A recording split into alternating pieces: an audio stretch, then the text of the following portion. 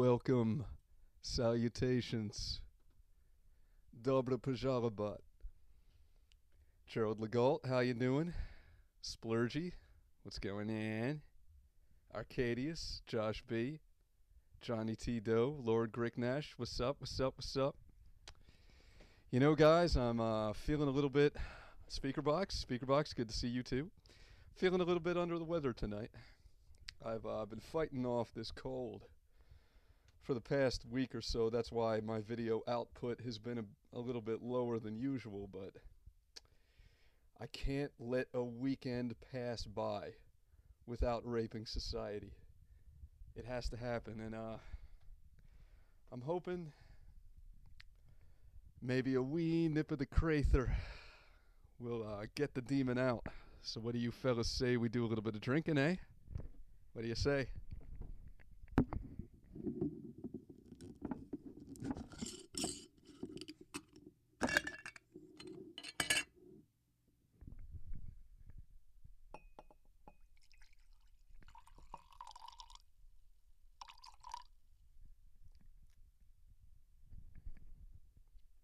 Oh, it can work sometimes, Lord Gricknash. Boosts the immune system. Quickens the blood.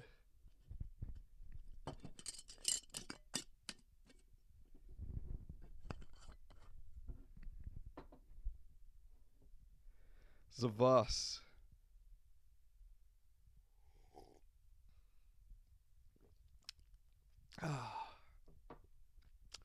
So how have you all been doing?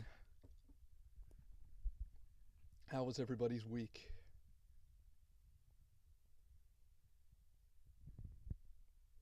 Was it as good as mine?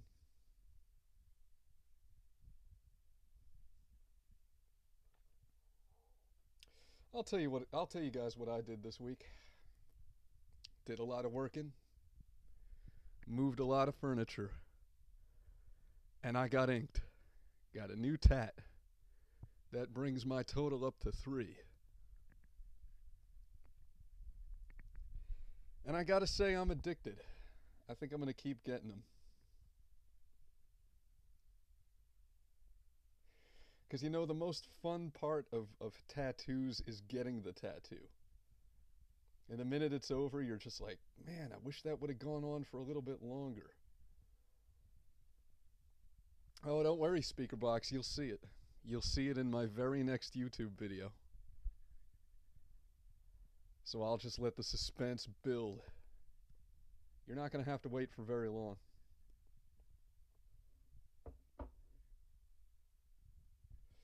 I'm already trying to decide what my 4th one is going to be.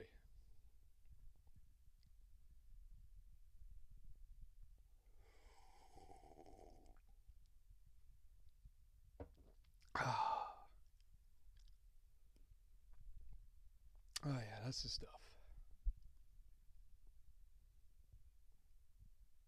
Sipping on a little bit of Dr. Pepper. Yeah, you gotta sip that Dr. Pepper. You can't really chug that stuff like you can with Coca-Cola or Pepsi. It's too strong. It's got way more sugar and way more caffeine than the average cola.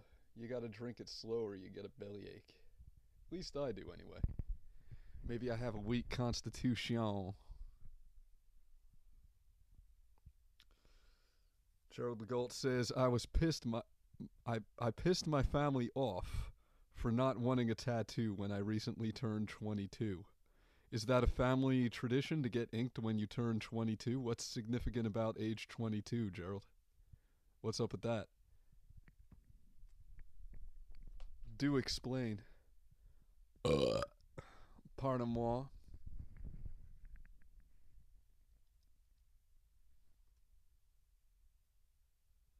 Oh, speaker box. Yes, yes. Glory to God in the highest, and on earth goodwill to all men. Yes, yes. Speaker box says, did you take acid in your liquor and whores vid? Lol. Yeah. Yeah, that wasn't stage acid. That was the real deal. You know, I really don't do things like that anymore. But as I said in the comments, My next door neighbor has been like bugging me for the longest time to hang out. He's like, dude, you got to come see my band play. Hey, man, you want to go? You're gonna go hang out with my friends downtown. We'll play some guitar. We'll go jam. You want to come over to my house, play, jam in my garage for a while? You want to do this? You want to do that? And I'm like, oh man, I'm busy that day. Yeah, I got a lot of stuff going on. I got a lot on my plate. I started to feel bad. I started to feel like a bad neighbor. I started feeling like a dick. So he caught me on my way home from Vespers the other day, and he was like, hey man, I'm going into the city. I'm gonna go busking for a while, and then after that, I'm gonna go to a black metal show. Do you want to go with me? And I was like, you know what? You know what? All right, you got me. Let's go watch let's go play some guitar, and let's go watch some black metal. Let's do it. Let's do this.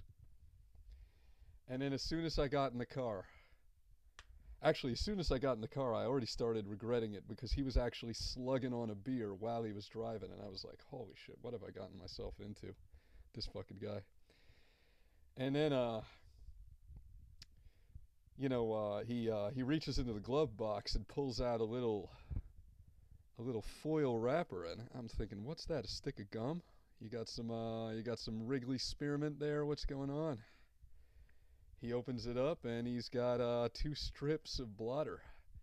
And he said, hey, man, you want to drop some Sid with me? And I said, well, I got to tell you, it's been a couple years since the last time I partook of the psychedelic goodness, but why not? Why not?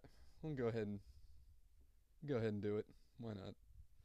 A Christian going to a black metal show. This should be interesting off the bat. Hey, look, here's what I have to say about that. If I lived in Norway, I wouldn't go to a black metal show. Because those motherfuckers take it seriously. They actually burn down churches and beat people up and do stuff like that. But this is the United States. All right, there's no black metal bands here stateside that are burning down churches and doing all that stupid shit. The most these guys will do is put on the corpse paint. Maybe there's an upside down cross here and there, whatever. I've got a thick skin. I don't really like that aspect of it, but the fact I'm not going to be some oversensitive 700 Club bitch. It's about the music. And, I loved metal before I converted, and that hasn't changed. I still love metal. So, it certainly doesn't mean I'm going to start, hailing Satan or anything like that. The way I consider, it, no matter where I go, the Lord my God is with me. I wear my faith like armor. It's like my Harry Potter invisibility cloak. I can go anywhere. That's how I look at it. The Pharisees gave our Lord a hard time for ministering to sinners. And he said, who needs medicine, a sick man or a healthy man? Right? So that's how I look at it. There's no need for me to shun anybody.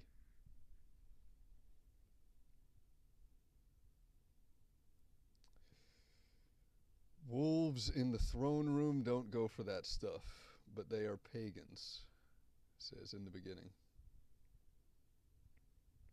Deus Vult. Deus Vult, speaker box. God wills it. Indeed. Man, I was so disappointed in the DP for not figuring out what that meant. I mean, I remember the first time they responded to my original Ponage video about Paul's ego. TJ and the other guys were like, Deus Vult, what does that mean? And Paul was like, oh, it's some kind of battle cry that Christians said back in the old times. Like, he didn't even mention its connection to the Crusades, right? And then, a week or two goes by. I think it was almost a month. And they talked about it again, and they still didn't know what it meant. Like, I think Paul defined it as glory to God or something. It doesn't mean glory to God, it means God wills it. And this isn't exactly some obscure arcane shit. This is basic Western Civ class 101 shit. I mean, if you know anything about history, you ought to know about the Holy Crusades. I don't know. Those guys are ignorant and dumb. Like, a simple trip to Google would have saved them from looking stupid. That's what bothers me the most about it. I mean, like, that, you guys can't find Wikipedia?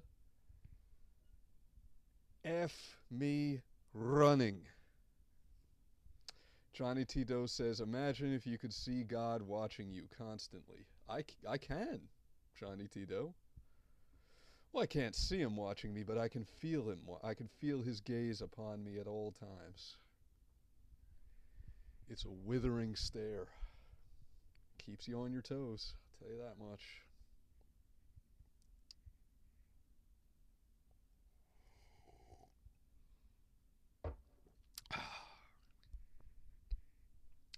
Now, I don't deny, because the guy in the comments section of that video, Liquor and Whores, by the way, for anyone wondering, the video is called Liquor and Whores.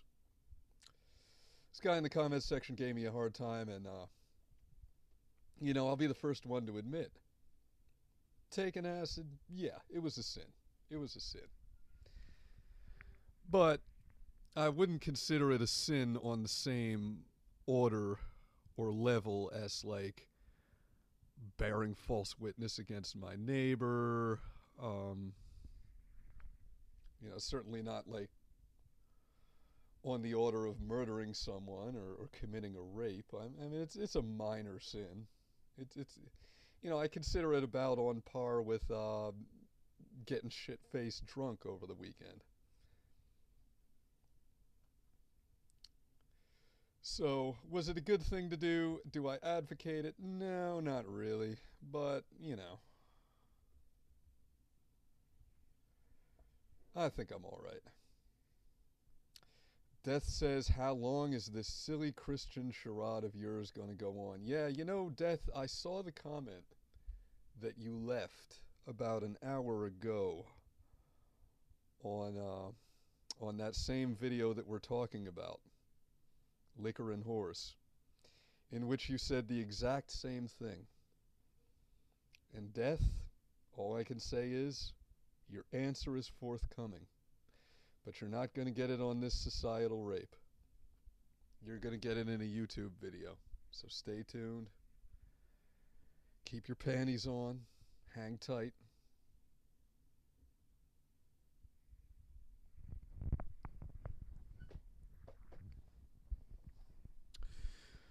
Why is taking acid a sin? Asks Baron of Lulz. Well, like I said, taking acid makes you very inebriated, so it's about the same as getting shit-faced drunk. And as Christians, we're supposed to be drunk not upon wine, but upon the Holy Spirit. Like I said, I consider it a very minor sin. Especially considering the fact that I spent a very good portion of that acid trip praying. And that's what I did. So, in the beginning was the splurge says JC. Oh, well, you're not talking to me. Who's JC?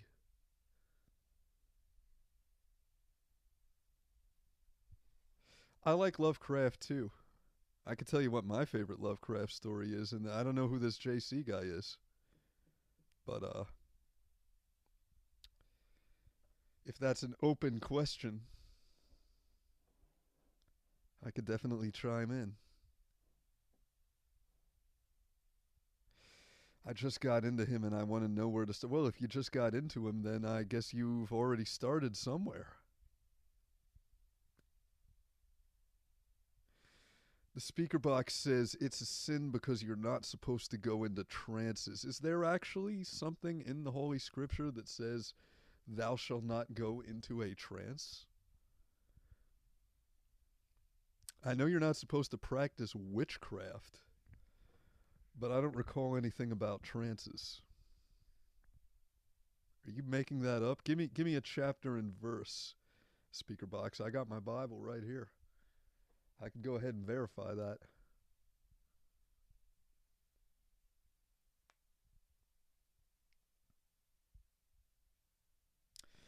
Live long and prosper, Neutrinoid. Prosperity and long life. Rats in the Walls. Rats in the Walls is one of my favorite Lovecraft stories. I love that one.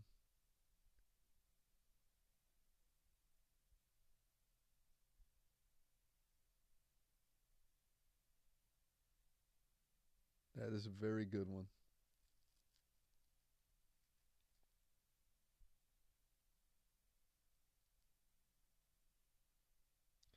Give you a second. You're gonna look up that passage, speaker box. All right. Not only will I give you a second, I'll give you several seconds while I have a few more drinks.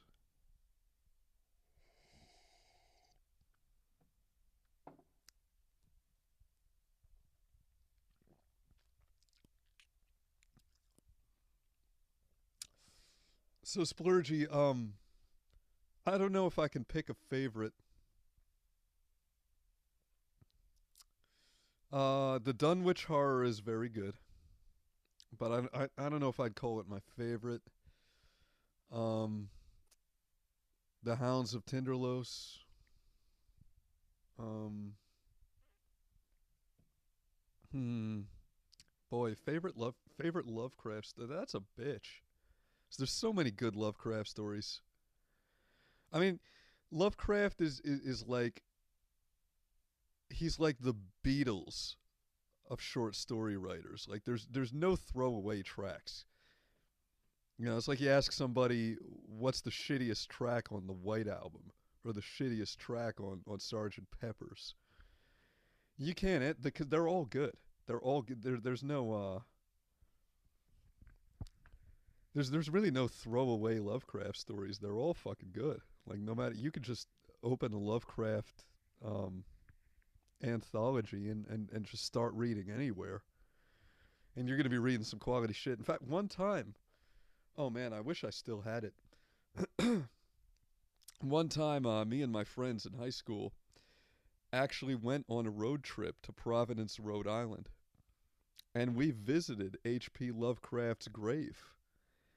And I actually I took some tracing paper and a crayon, and I made a rubbing of his gravestone, and I framed it. And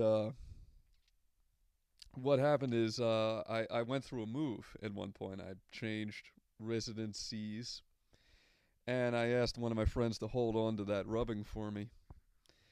And then when I went back to get my stuff from him, and he gave me all my stuff, gave me my books, my boxes of books, all my stuff, my guitars.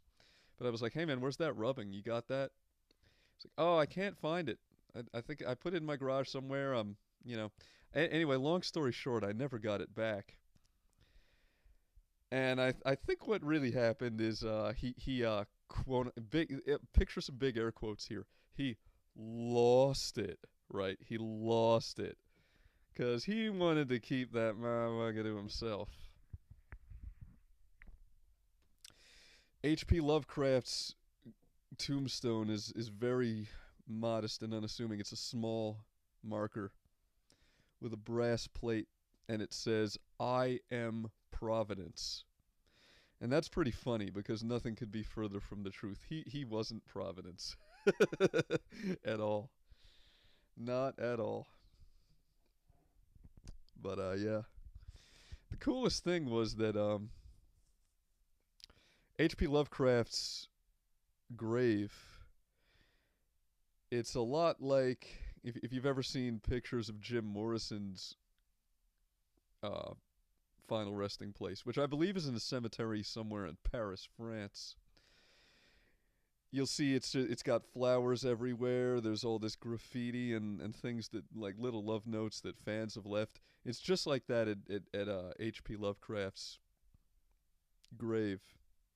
There's a tree growing right next to it that people have actually carved all kinds of things into. Like when I went there was a carving that said, "That is not dead which can eternal lie, and with strange eons even death may die." So it was pretty fucking cool. Someday I'll go back there and make another rubbing of the grave.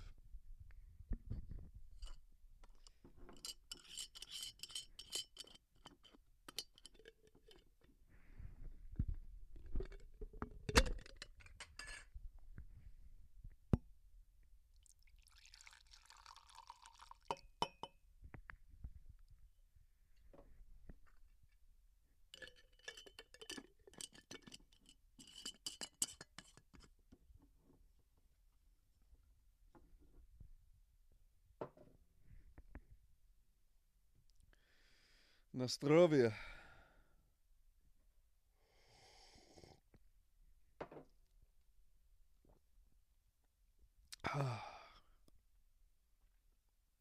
Tales of Horror and the Macabre. I think I had that one. I think I had that one when I was a kid. I remember that. My mom used to read me H.P. Lovecraft as bedtime stories when I was a little kid. So for me, H.P. Lovecraft is it's like a fond childhood memory. Like every time I read Lovecraft, that's for me like the way some people feel about Dr. Seuss. Like you get that those warm fuzzy connotations, that feeling of home, you know. Death says, "Do you have any favorite edgy performer, like for example Gigi Allen or Extreme Elvis?" Holy shit, this guy knows about Extreme Elvis. Death, you just gained. You know what? Fuck it. Even though you pissed me off with thinking that my conversion to Christianity is fake, nevertheless, a man who knows about the existence of Extreme Elvis deserves his props. There's that special moment that comes in every Fakesagan fan's life when he earns his Red Wings, when he proves himself. And for Death, that moment has arrived. Death, how the hell do you know about Extreme Elvis? He hasn't been around forever. The FBI shut that motherfucker's website down. They put a stop to that shit. Dude, my best friend in college actually booked Extreme Elvis. And we're talking back in the day. Man, I saw that motherfucker live. And it was some good times. He chased me around butt naked. I remember it like it was yesterday. I can't believe you know, man. I got to give you props. I haven't heard anybody mention Extreme Elvis in a lot. I didn't think people knew about Extreme Elvis. Props to you, my friend. You just gained some big ass fucking respect points. Speakerbox says, "Chris, you are correct about the Bible not saying to not go into trances. I was wrong. I apologize. No need to apologize. Just keeping Christianity elite. If I were to discourage someone from doing drugs, I would use 1 Peter chapter 5 verses 8 through 9. And I am not going to pretend that I know what that says off the top of my head. I don't know the Bible chapter and verse. So I'll have to look that up later when I'm sober. Because I don't read the Holy Word when I got a buzz on. Just doesn't feel right. Although I will listen to some beautiful Orthodox chants. And in fact, I'm going to do that right now because I feel like taking a smoke break. So, ladies and gentlemen, I will be right back. Y'all hang tight.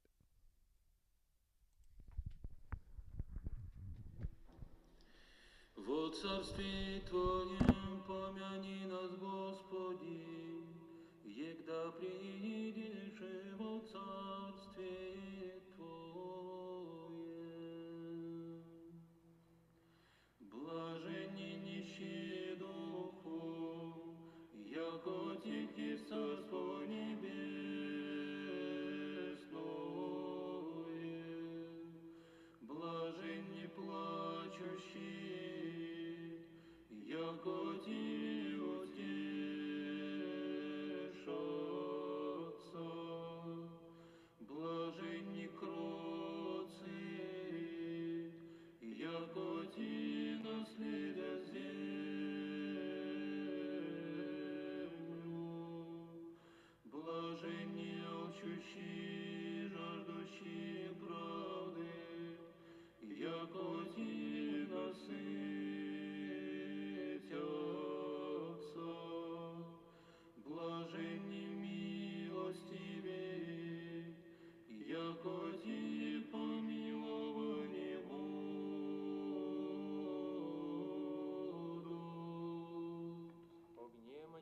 тайного зрения, пая пророк человеков новодейству, возглашает глаз духом плещущего воплощение, являющий неизреченно слово, им же сильных державы сотрошася.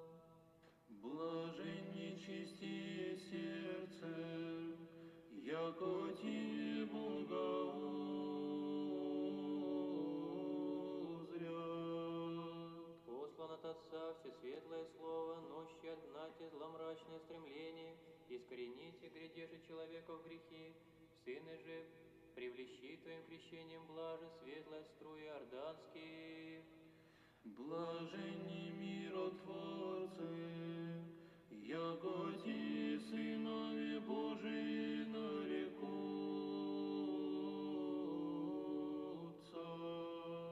Самое провидев нареченное слово, ясно проповедник вопия твари, сей прежде мне второй плотью сообразен, просия божественную силою враждебный наш отъяти грех. Блаженни изгнани правды ради, яко ти царство небесное. Пажить у себе животворно унося, уловляю змеев, гнездом натекая, многими сетьми не злагая Бог слово, запинает же уязвившего всемирный род, сего потреболь избавляет с твари. Блаженни исти да поносят вам, и иждену ты рекутся к зол глаголного лжущими ради.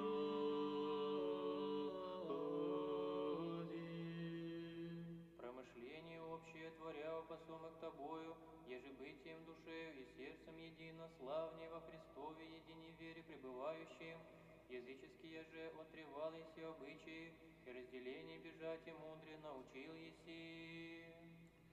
Радуйтесь и веселитесь, яком да ваше много на небесе. And we are back. The speaker box says, have you seen G.G. Allen's funeral? I have not, as a matter of fact. I've seen a lot of videos people have made of them making pilgrimages to his gravesite and pissing on his grave. But I haven't seen the funeral. I've heard about the funeral, though. Adam Reyes says, just had my dose of Kretum. Now time for my dose of the Fakesagan. Do you guys hate Milo now? I don't know how I feel about him now. I don't hate Milo Yiannopoulos. Look, let me make this very clear. I'm a fan of Milo, but I do not think that he should be the spokesman for conservatism. I don't think he's suited to that role, and you know, I'll be glad to see his star fade a bit. I'll be glad to see him step back from the limelight. I still like Milo. That having been said, I think it is possible that he himself is a pederast. There's no evidence. There's nothing that's come to light to suggest that. However, he himself was molested as a youth by older men, and he seems to think that that's okay. There's nothing wrong with that. And I disagree. I do disagree.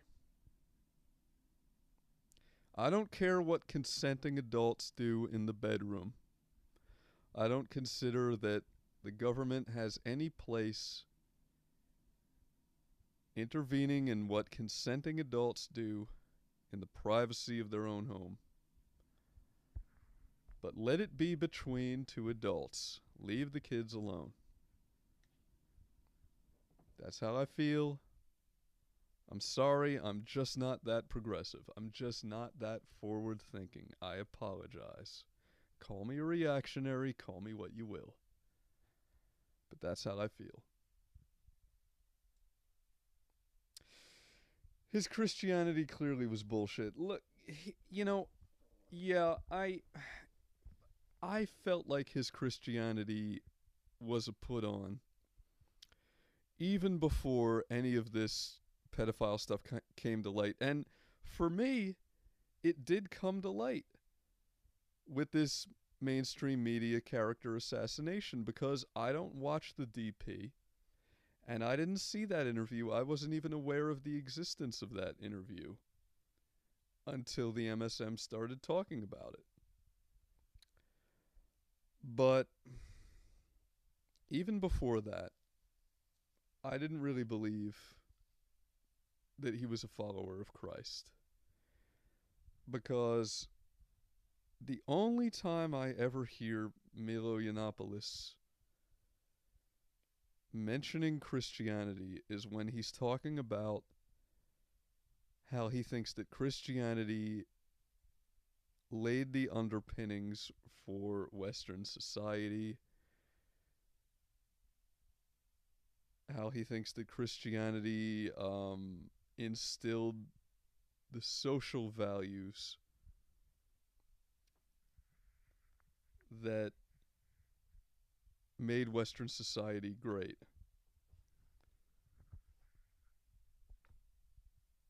But I've never heard him say I've never heard him declare with his mouth that Jesus is Lord. I've never heard him say that. And every time somebody asks him about his faith, he always acts like he's embarrassed. He always has this attitude like, well, yeah, I know it's a silly old superstition, but it makes me feel good. I shouldn't have to justify it because it's a 2,000-year-old tradition. Um, that's not. I don't know how to put it. I'm not sold. I'm not convinced. Speakerbox says, "What do you think of Trump banning CNN from a Whoa! Trump banned CNN from a press conference? Are you fucking for real? Sauce motherfucker? Proofs? Bro, that is fucking awesome. Are you serious? That happened? Bro, don't tease me like that. Don't tease me like that. I didn't know. I should have called. My ass should have called somebody. I had no idea. Is this legit? Can I get an amen from somebody? Can somebody verify? Back it up? Styx has a video. I watched Styx Hexenhammer, but I must have missed that one. Wow. Wow. For real? Wow. Now, let me ask you this. Did he revoke their hard pass from the White House press corps, or did he let them keep their pass but just ban them from attending? That is my question, and I will await the answer before I tell you what my opinion is.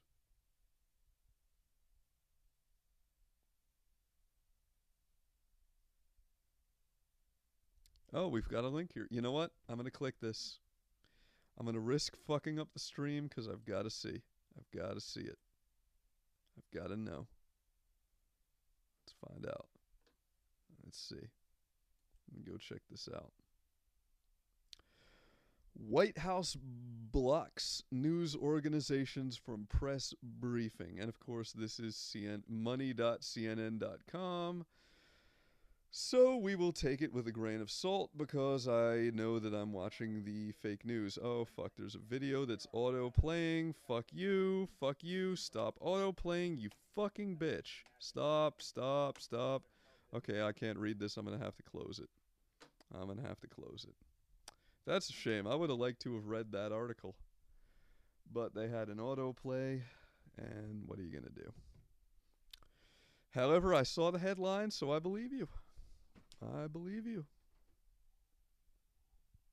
Wow. That's something.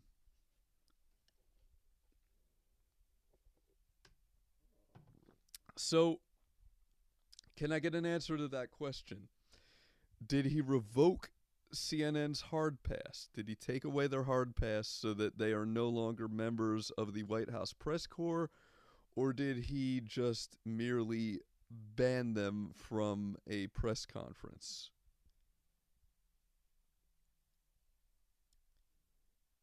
This is my question to you.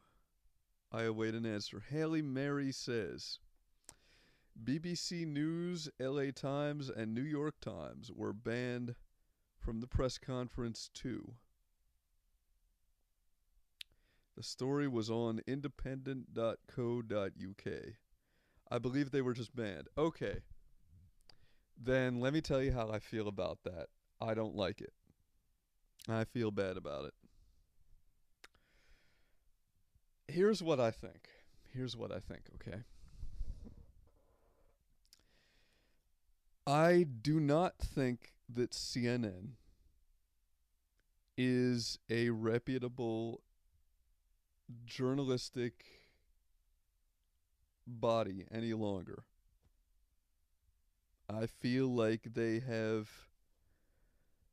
shrugged off the responsibilities of journalistic integrity for so long that they have basically relegated themselves to the status of tabloid journalism.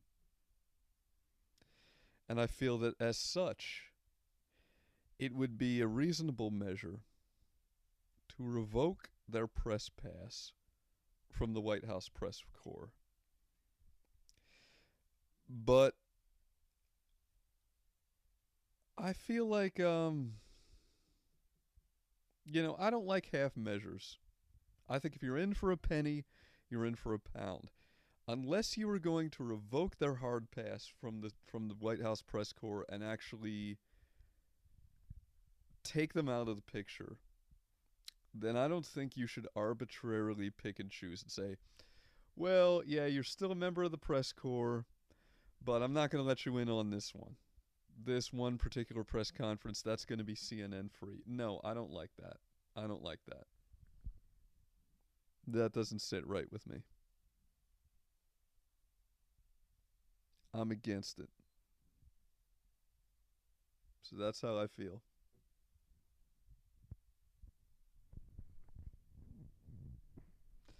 Neutrinoid Fractalat says, this is an unacceptable development by the Trump White House, said CNN in a statement.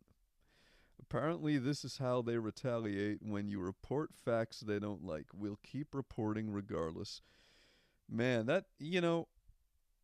I have been part of internet culture long enough to recognize troll speak when I hear it. That is some troll shit right there.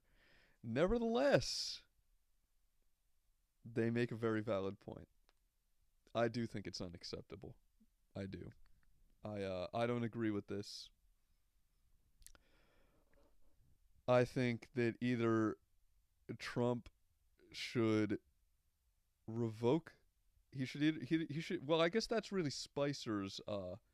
That's really Spicer's purview. He should either have Sean Spicer revoke their press pass, actually take away their hard pass from the White House press corps. But if you're going to leave them in, if they're going to retain their membership in the press corps, then they should be able to attend every press conference that credential entitles them to attend. And I don't like the fact that he's arbitrarily picking and choosing. What's up, Aspire Zakura? How you doing?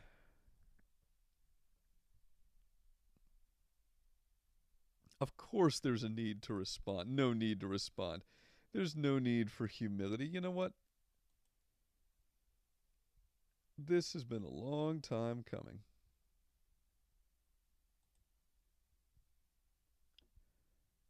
I honestly don't know what took me so long. Somehow you just escaped my notice.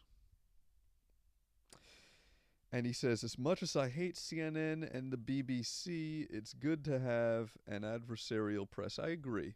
I agree. I don't agree with this. I think Trump is taking this too far. You know, at his speech at CPAC, Trump spoke a little bit about the First Amendment, and he made a point with which I agree. He said that even as president, he himself has a First Amendment right to voice his opinion, to speak his mind, and to call out the media when he considers that what they're doing is fake news. And I agree with that. I agree with that 100%. However, like I said, I mean, there's a lot of news organizations that don't get to ask questions at a White House press conference. For example, The Sun. The Sun does not have, they are not members of the White House press corps. The National Enquirer are not members of the White House press corps. The Onion are not members of the White House press corps. But if the Onion were members of the White House press corps, I would expect them to have free access to every single press conference that the White House does.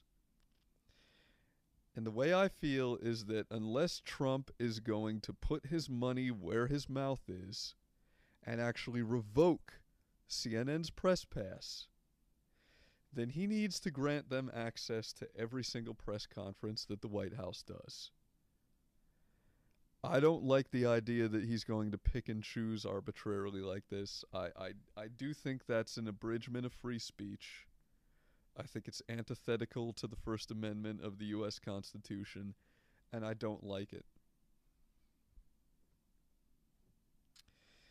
And let me point out, since I've had a few drinks, that if I were sober, I would be saying the exact same thing.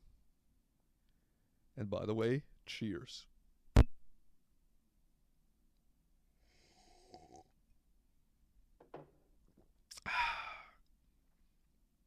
The speaker box says, "Oh, whoo, ooh, oh, that's a spicy meatball. Oh, oh." I'm sorry, the speaker box didn't say anything about spicy meatballs. The speaker box says, I want to see Alex Jones at a White House press conference. I completely agree. I don't understand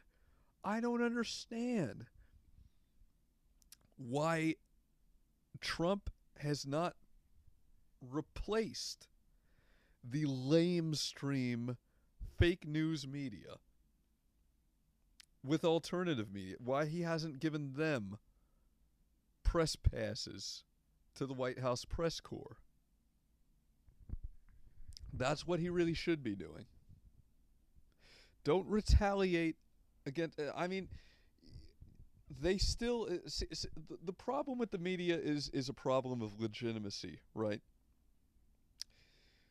So in my recent video about PewDiePie, it's entitled The Rise of PewDiePie, there was a healthy debate going on in the comments section. And people were saying, Poods is no big deal. People will forget about him tomorrow. He ain't all that. Why should I be vague? Why should I say people? It was Billy Goat. It was Billy Goat saying this shit. He said, hey, the Wall Street Journal might be losing subscriptions, but the New York Times is gaining subscriptions. And I said, motherfucker, listen. The print edition of the New York Times has 1 million subscribers, 1 million paid subscribers. The online edition of the New York Times, the print edition has 1.5 million. The online edition has a mere 1 million. And the New York Times YouTube account has a paltry 200,000 subscribers. PewDiePie's YouTube channel has 50 million subscribers. 50 million. But PewDiePie isn't taken seriously the same way the New York Times is taken seriously, because they have this air of legitimacy. Now, I feel like if Trump is going to be calling out the mainstream media as being mouthpieces of the moneyed establishment, mouthpieces of Wall Street, mouthpieces of the Washington establishment, fine. That's a legitimate criticism. But do your part in delegitimizing the dinosaur media. Do it by revoking their White House press passes and replacing them with alternative media which actually has journalistic integrity. Replace them with things like InfoWars. I think that would be a great move. But if you're not going to do that, if you're not going to put your money where your mouth is, then give them their time. Let them attend these press conferences. If they've got a press pass and you don't let them use that pass, then you're just not playing. You're not respecting the rules. You're not playing by the rules. And I don't like that. I don't like that one bit.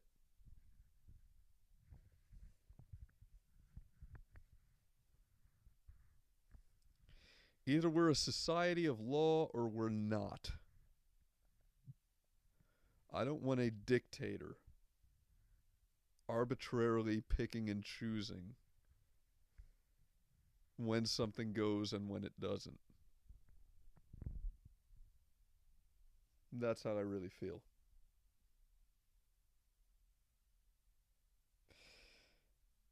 And if that makes me an apostate, if all the little Trump lemming fanboys are gonna breathe down my neck now, so be it. That's how I feel. That's how I really feel. Aspire Zakura says, thank you. I feel like the press corps WHCD is just a way of using the media as part of the furniture. Obama used the WHCD to pretend he had a sense of humor and some humility. What does WHCD stand for? Maybe it's because I'm getting drunk. I don't. Whoosh! Right over my head, buddy. Right over my head. The Gooch says, I noticed the blaze isn't part of it either. Huh. Dendery, how you doing, Dendery? Good to see you here. Nice to have you here once again. Adam Reyes, Based Poods. Yeah, I mean, I might have spoken too soon about the rise of PewDiePie because he put a video out since I made that one that I made, and his most recent video is about smash or pass, like whether you would fuck someone or not fuck someone, and that's like, so, I don't know. Maybe he's just going to go back to being silly old PewDiePie. And, you know, even if he were to become woke, even if he were to become politically aware, it would probably just cause a mass exodus from his subscriber base, because that's not what the rabble wants to see. Most people don't care about politics. Most people aren't interested in politics until politics becomes interested in them. So, I don't know. Maybe I'm putting all of my eggs in a faulty basket. I don't know. But hope springs eternal.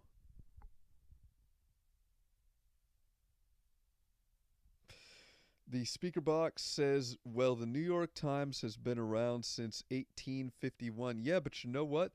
They have been pro establishment fake news since 1851.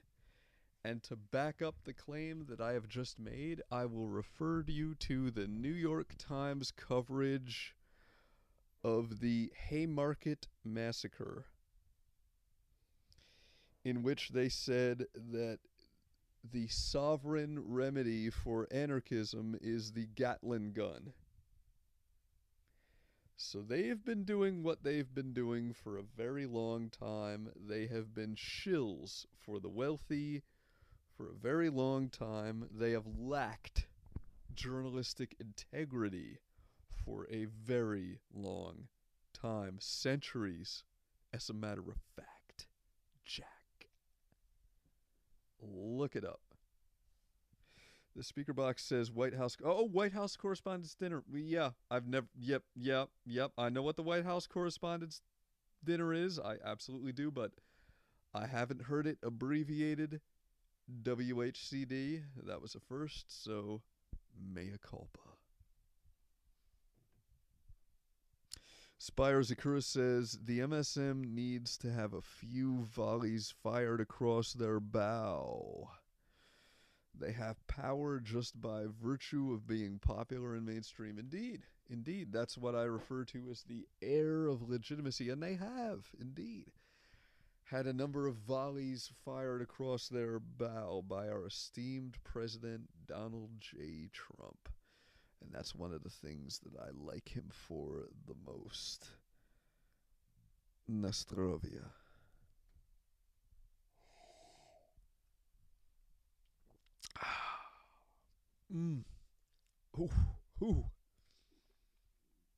Ooh, that's a spicy meatball. Oh, baby. Oh. I'll tell you what.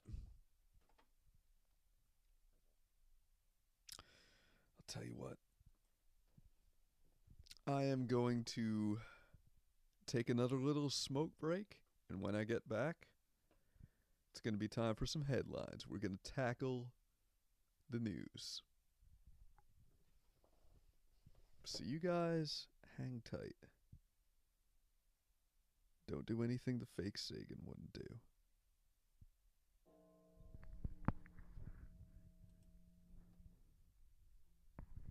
Во царстве Твоем помяни нас, Господи, егда приидешь во царстве Твоем. Блаженни нищие духом, яко Тихи царство небесное.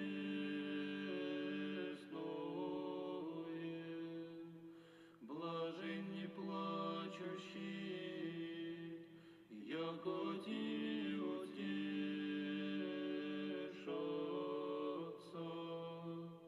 Блаженни кроции, яко ти наследят землю. Блаженни алчущие, жаждущие правды, яко ти насытятся.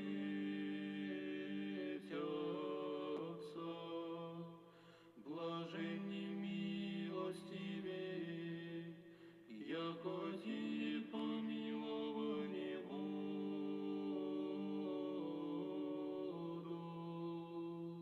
Огнем очишься тайного зрения, пая пророк человеков новодейство, возглашает глаз духом плещущего воплощение, являющий неизреченно слово, им же сильных державы сотрошася.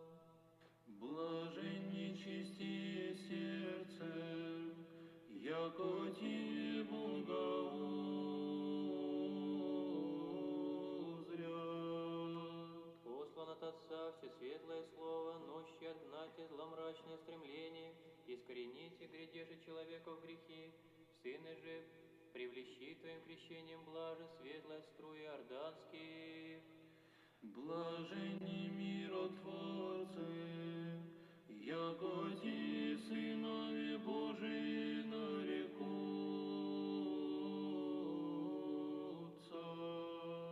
Самое провидев нареченное слово, ясно проповедник вопия твари, сей прежде мене вторые плотью сообразен, просия божественную силою враждебный наш отъять грех. Блаженни изгнани правды ради, яко тихи царство небесное.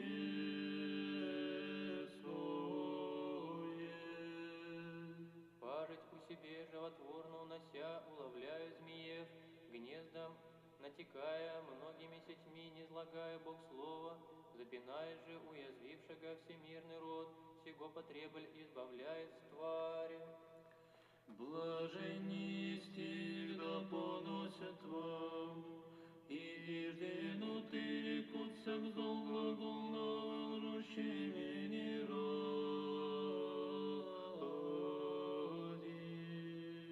Промышление общее творя посомок тобою, еже бытием душею и сердцем едино, славней во Христове едине вере пребывающим, языческие же отревал еси обычаи, и разделение бежать и мудре научил еси. Радуйтесь и веселитесь, яком да ваше много на небе.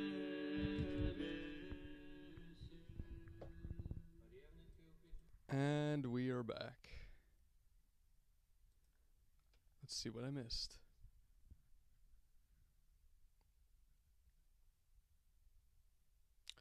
Did getting the tattoo hurt? Of course it did. That's the good part. So, my former BFF, the Amazing Atheist, got caught shoving a banana up his ass.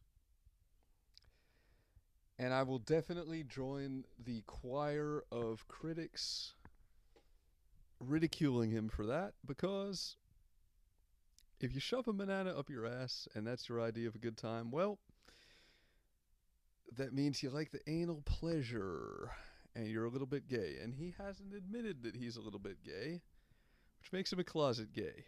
He's conflicted about himself, and that's funny. But he's also been caught pouring hot oil on his balls. And you'll never hear me fault him for that. I won't join the choir of critics making fun of him for that shit. You know why? Here's why. Because pain is part of the spectrum of human experience. It's too often overlooked. It really is.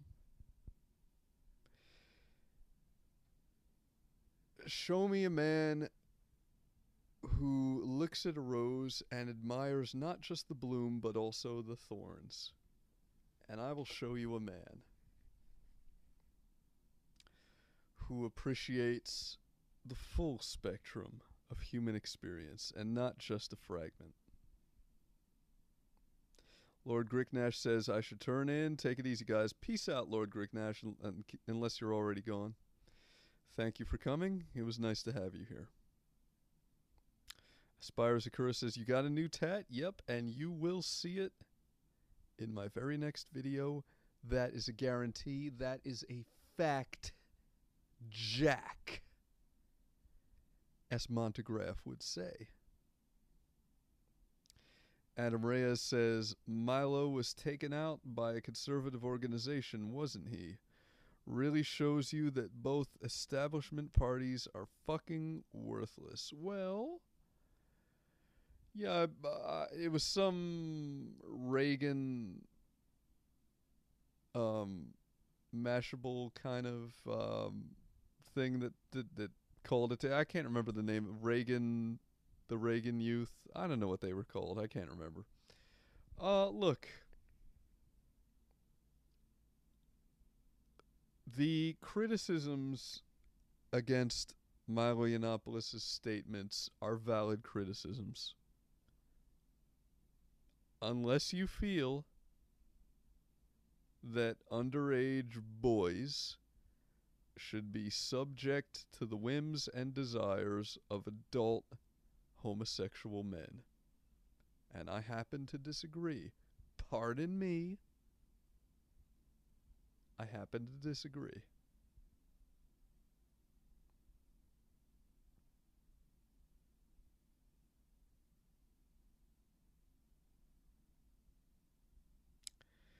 Aspire says, I'm always uncertain to get a tat because I don't want something that will be retarded in hindsight. Even if you come to regret your choice in the fullness of time, it will serve as a reminder that the past is real. A bulwark against solipsism, if you will. And I don't see how that could ever be a bad thing. We should mark the passage of time and remain ever mindful that we are mortal. Memento mori, motherfucker. Adam Reyes says, same here, Aspire. I don't recognize myself from 2 years ago, lol. I don't want to get something that doesn't mean anything to me in a few years. Well, then be careful what you get engraved into your epidermis, sir. Put some thought into that shit. Don't get a heart with an arrow through it that says mom. Aspire Zakura says, and I've had a lot of drugs. It's not the pain or a sense of responsibility. It's just the regret of having something permanently etched onto my skin I no longer identify with. Well, you shouldn't regret the person that you were, even if it's the person that you no longer are.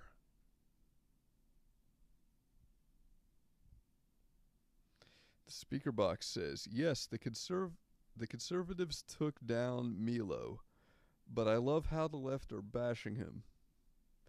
They didn't say jack shit when Lena Dunham, who molested her little sister, spoke at the DNC. It's a good point there. Aspire says, maybe I should get some retarded tattoos like Gigi Allen, so it no longer worries me. You could call Gigi Allen retarded, but he got all of his tattoos for free, and tattoos are not cheap. He would let anybody tattoo him and tattoo whatever they wanted. And he got a bunch of free work done. Hey, maybe there was some method to his madness. Aspire says, speaker, the whole Milo thing just shows, how hypocritical the left are. Thinking it's about anything other than politics is wrong. Okay. And the alt-right end up calling him a degenerate. Calling shit degenerate is one of the few things I can find fault with the alt-right for. Why is that? Aspire, do you consider that there is no such thing as degeneracy? I will await your answer on that. And Adam Reyes says, TJ is also into BDSM, isn't he? He always said he was a submissive. Yes, he is, in fact, into bondage, domination, and sadomasochism. And he's also into vor fetish. In other words, being eaten. That's something that he's big into. He's got a lot of paraphilias. Love of that which is abnormal.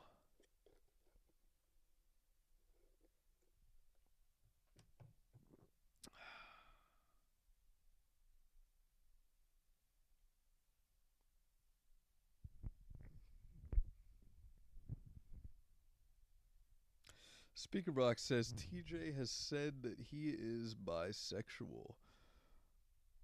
I'll take your word on that. I don't recall him ever actually having said that he's bisexual.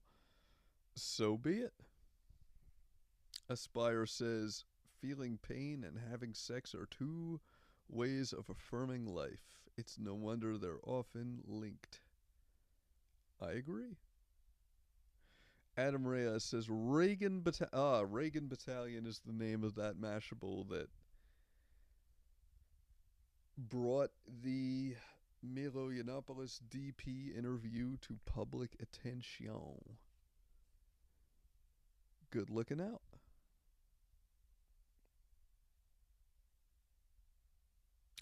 How you doing, me and my shadow? It's good to see you here once again. Welcome to the Rape of Society. And welcome to your new moderator privileges.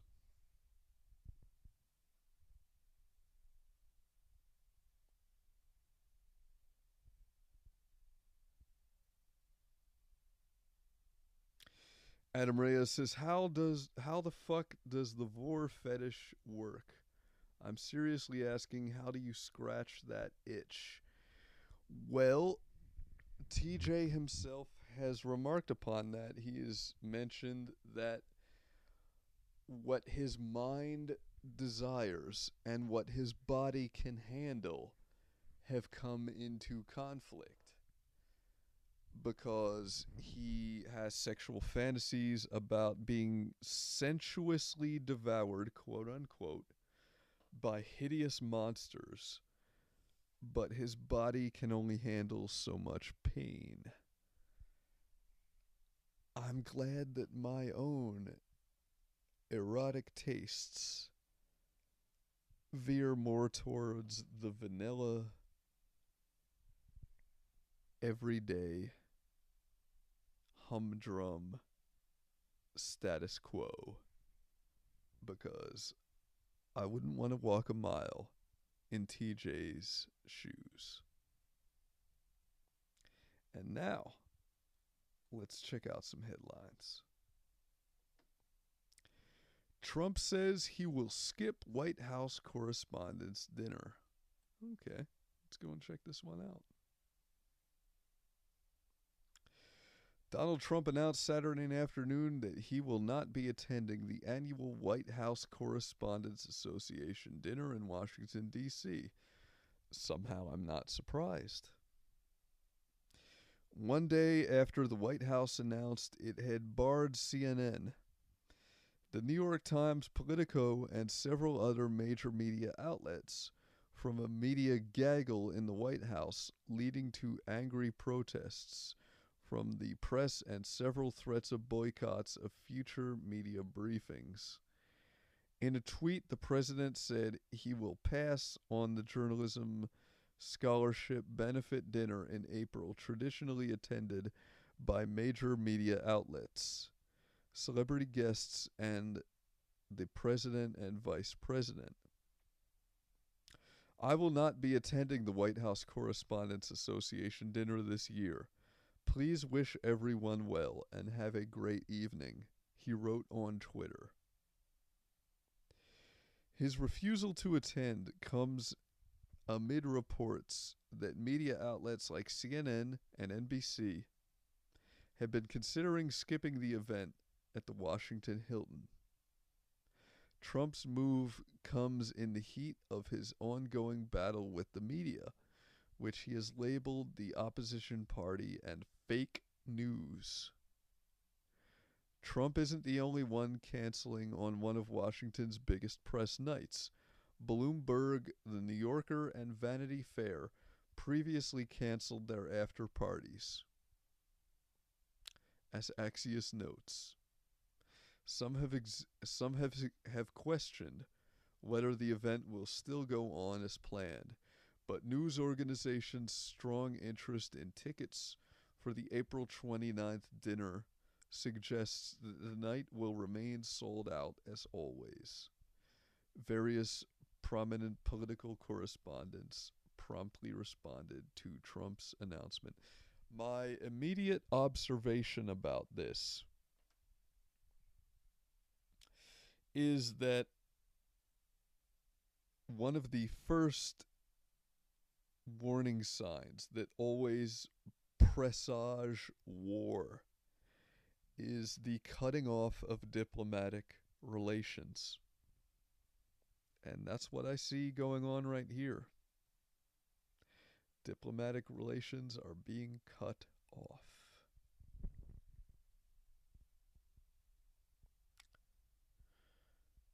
Let's see.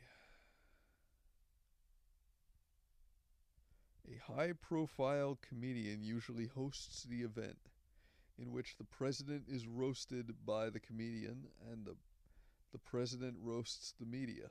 I remember Barack Obama's White House Correspondents' Dinner. The annual dinner began in 1920 and was scheduled to take place on April 29th at the Washington Hilton.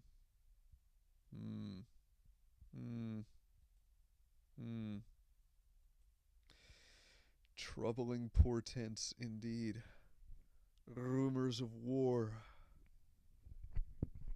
I don't know how I feel about this. I don't know how I feel about it. You know, I'm going to come back to what I said earlier. I feel that the correct course of action for Donald Trump, as I suggested in installment number 3 of my segment, The War Room, would be for him to revoke press passes to the White House press corps of the fake news mainstream media outlets which traditionally have held such, and to grant those instead to representatives of the alternative media. But what I don't like is a White House which is unresponsive to the media in general, be it mainstream or alternative alike. I don't like that. I think this is a bad thing. And I am, as they say, deeply concerned. Let's check some more headlines here. Man in hiding after confessing to illegal fundraising for the Clintons. Fears untimely death. Really? Oh, I've got to check this one out. Those who are connected to the crimes and misdemeanors of the Clinton cartel live in hiding for fear of their lives. After Seth Rich, I'm not surprised about that. Let's continue on. Of course, there was funneling of money going on. The WikiLeaks and Guccifer 2.0 hacks went a long way in documenting the quid pro quo nature of Clinton diplomacy. Back in the 90s, I was selling nuclear secrets to China and schmoozing with high-powered Chinese individuals caught up in real estate deals, fundraising schemes, and the like. So it is little surprising, though certainly alarming, that this story has surfaced of a Chinese-American businessman who is living in hiding and who felt compelled to make an insurance policy video detailing his involvement in the Clinton admin's Chinagate, which involved laundering funds from high-powered Chinese businessmen. This is very interesting. Very interesting indeed.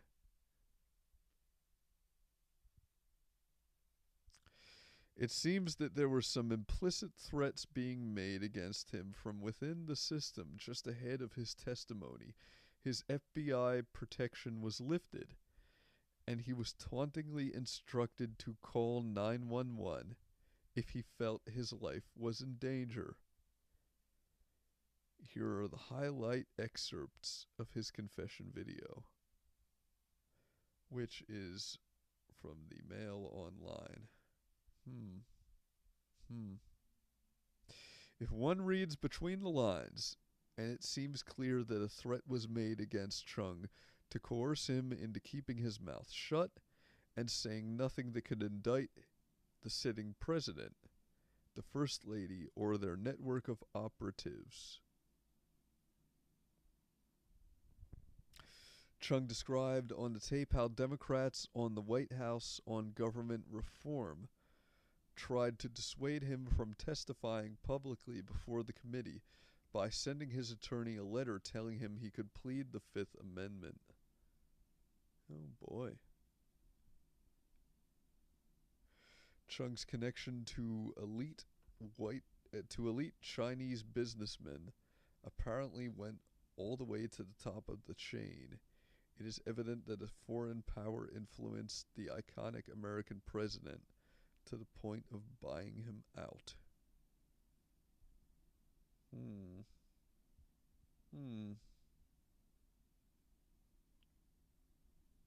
Why isn't Hillary Clinton in jail yet? Can anyone tell me that? Crazy Ted Allen, what's up? Good evening, motherfucker. I am reading from an article entitled Man in Hiding After Confessing to Illegal Fundraising for the Clintons, Fears Untimely Death. Posted February 25th, and this is on zerohedge.com. So feel free to check that out.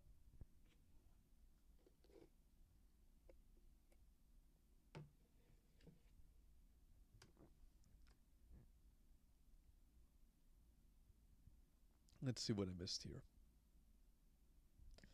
Adam Reyes says, just read 1984 in the middle of reading Road to Wigan Pier. George Orwell was a bad motherfucker. Shut your mouth.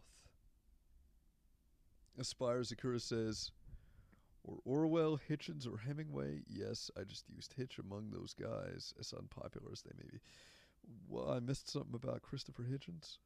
Let's see. Oh, that's enough scrolling for me.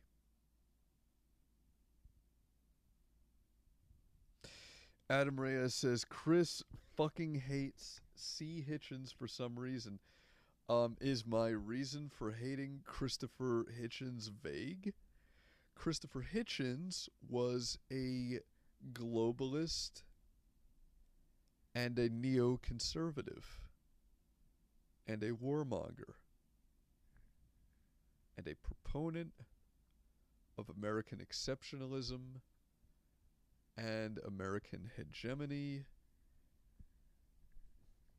and military adventurism. Need I go on?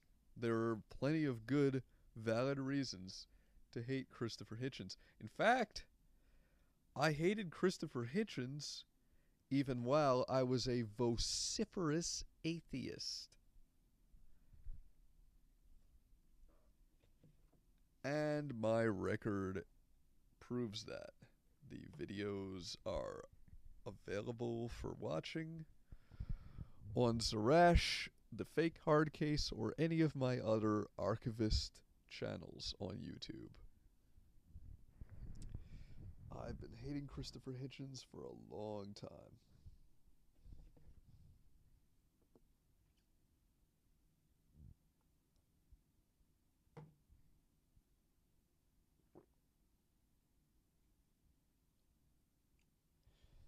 Crazy Ted says, military adventurism. I've actually not heard that before. Well, you've heard it now. And what you're about to hear next is some bumper music, because I am going to go and have a little bit of nicotine. So y'all hang tight, because when I get back, the rape of society will continue unabated. Keep it motherfucking fake.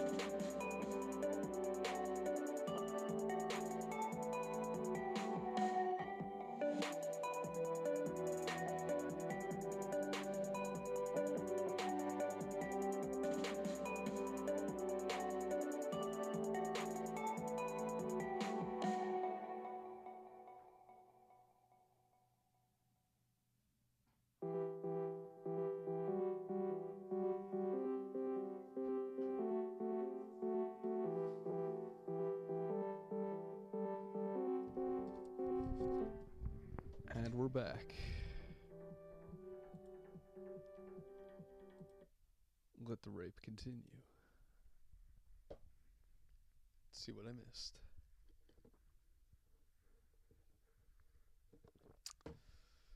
Do you think developed countries, Western countries specifically, have an obligation to spread Enlightenment values to the development world? The developing world? I don't. I do not. I am from the Middle East myself and really don't see my homeland getting their shit together on their own, unfortunately. Well, I think the developing world should be left alone to get their shit together, as you put it, in their own due time. Let's call it a prime directive. Let me coin that term. Crazy Ted Allen says, and being that I've not heard that term before, I used the internet to find out what it means.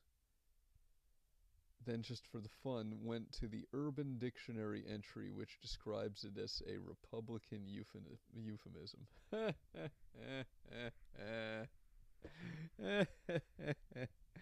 Oh, Crazy Ted. You always tickle my funny bone. You always stimulate that humorous. Let me tell you.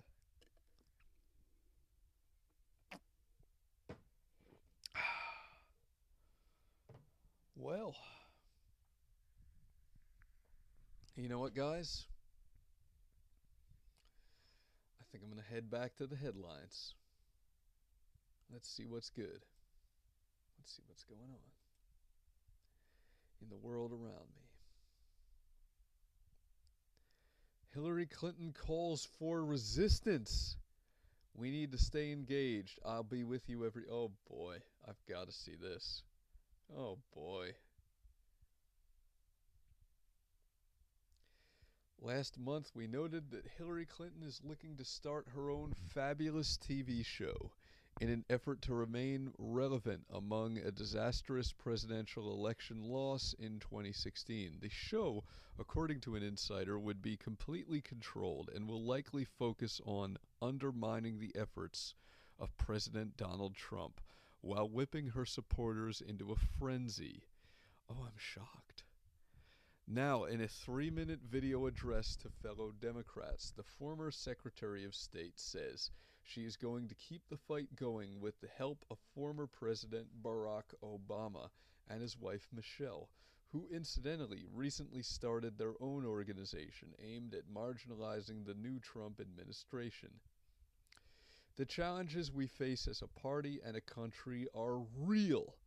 So now more than ever, we need to stay engaged in the field and online, reaching out to new voters, young people, and everyone who wants a better, stronger, and fairer America. We as Democrats must move forward with courage, confidence, and activism, and stay focused on the elections. We must win this year and next. Let resistance plus persistence equal progress for our party and our country. Keep fighting and keep the faith. And we'll be right there with you every step of the way. Oh, I think I have to see this video. I think I do. Hello, Democrats. Thank you all for coming together to represent our party at its best. United, energized, and ready to wage and win the battles ahead. Now, as Democrats, we have diverse views and backgrounds. We are Democrats, after all. But we're bound together by the values and hopes we share for our country. I'm grateful for all your support and hard work during the election. Being your candidate was the honor of a lifetime. And I was inspired to see women and men from all walks of life and every corner of our country coming together on behalf of our shared values.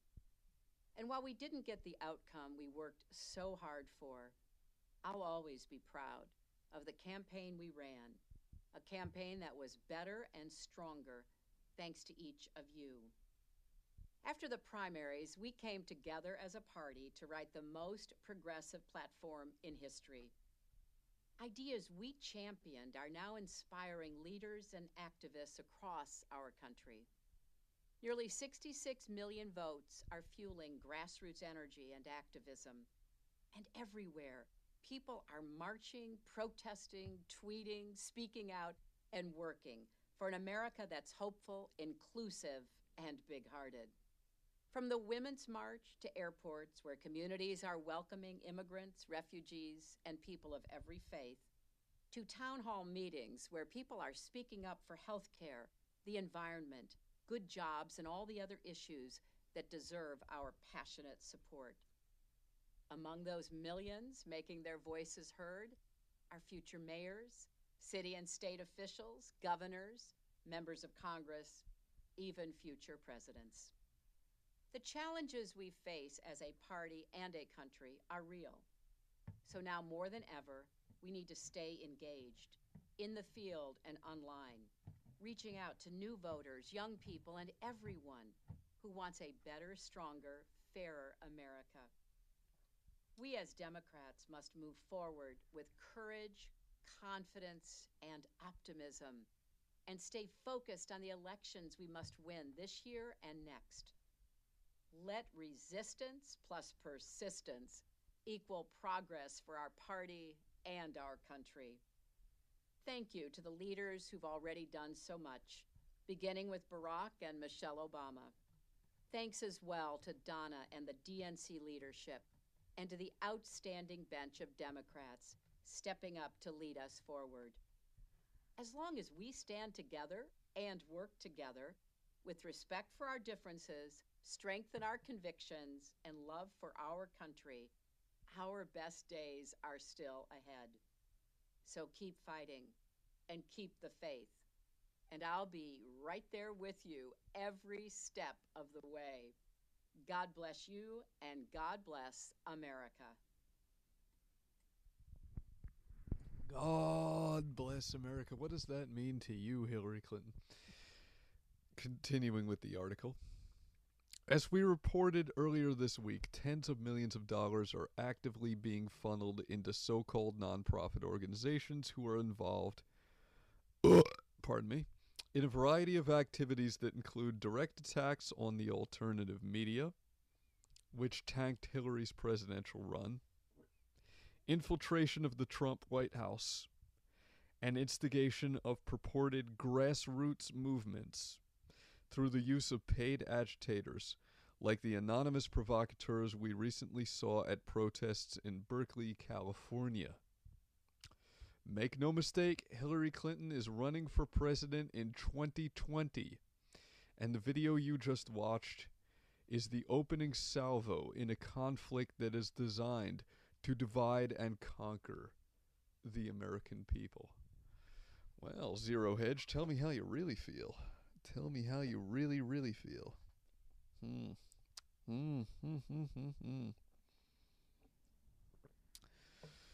the battle lines are being drawn. The battle lines are being drawn. Hi, Photon666. How you doing? Good to have you here. Welcome to The Rape of Society, Volume 8. The tail end of it, as it were. Because I'm getting sleepy.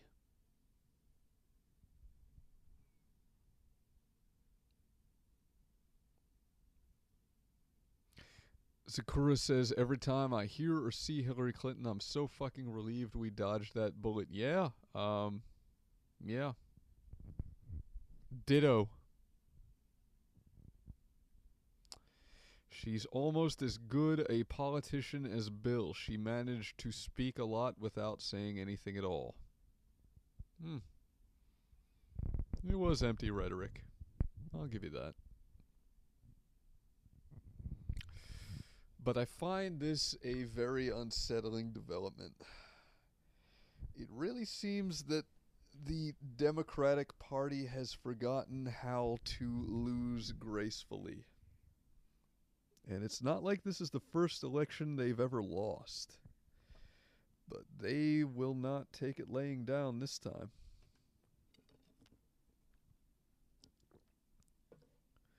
They seem intent upon dividing the country, which has certainly been divided before. Because nobody wages a civil war like the United States. We do that shit to death.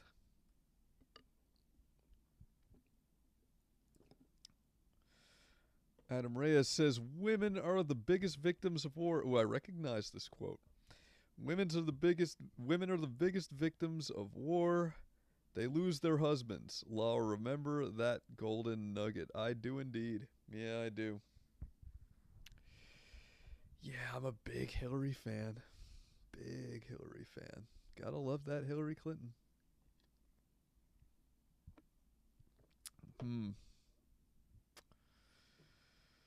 Rumors of war. Rumors of war. That should be the subtitle for this Volume 8 of Fakesagan Rape Society.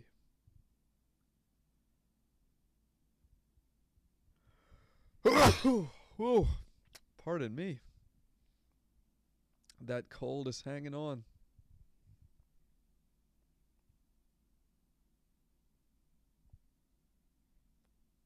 Adam says. Pardon me again. Adam says, I think the best thing was Sanders saying white people don't know what it's like to be poor. Yeah, that was a gem. I'm white, Bernie, and I know what it's like to be poor. Believe it or not, I really do.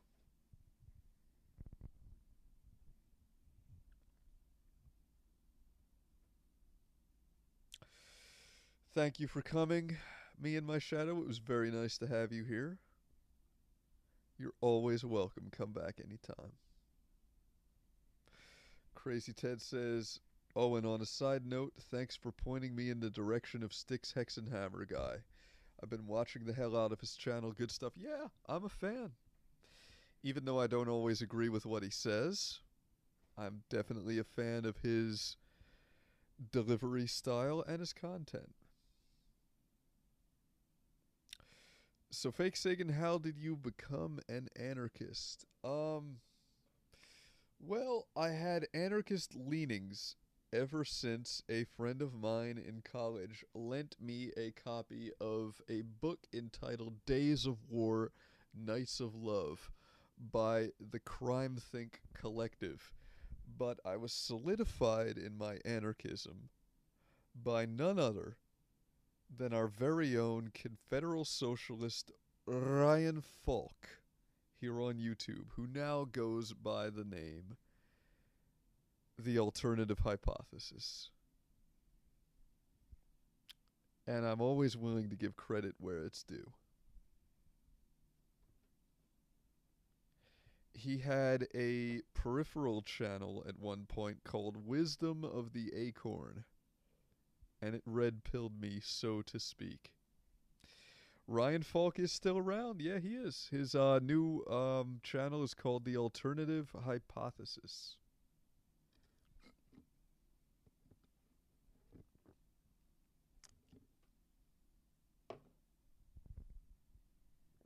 Well, guys, I'll tell you what. The hour of midnight draweth near. I need to be at church tomorrow morning. The buzz is wearing off, and I'm still feeling sick as a dog. So I think it's time to put a fork in this one and call it quits. I want to thank you all for coming to Fakesagan Rape Society, Volume 8. Y'all have a great night, and as always, keep it motherfucking fake. Peace!